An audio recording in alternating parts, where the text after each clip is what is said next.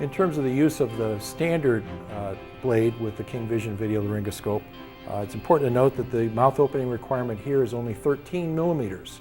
So it does give a little bit of versatility in accommodating smaller mouth openings. The lack of a channel means that you are going to need to use a stylet to indirectly manipulate the tube into position. Now, three things to remember in operating the stylet. First of all, when it's installed, you want to make sure that the tip doesn't stick out the end of the tracheal tube, because that's more likely to be traumatic. It's also very important to make sure that the stylet is lubricated ahead of time to make it slide in and out very easily. Also, you don't want to form the stylet to give you the curvature. You want to do the stylet inside the tube, because it may give you a little bit different curvature because of the sloppy fit.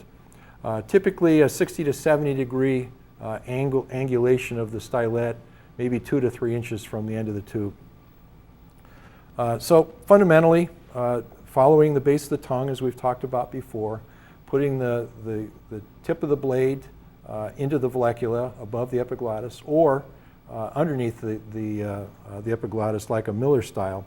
Now you'll notice that I'm going to be actually looking in the mouth and following with the tip of the blade, or the tip of the tracheal tube, follow the curvature of the blade until I reach the posterior wall of the pharynx.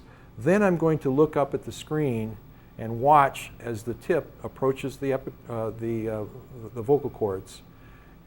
Put it right at the entrance, then advance the tube off the stylet into the trachea, remove the stylet, and then remove the blade.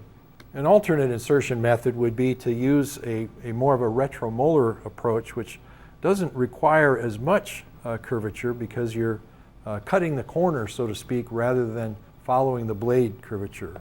So again, placing the tip, visualizing the vocal cords, but now you're kind of coming in from the corner of the mouth, outside the molars, and if there is sufficient room in this patient, you can actually get a more of a straight shot, which makes it a little bit easier to deliver the tube in some cases.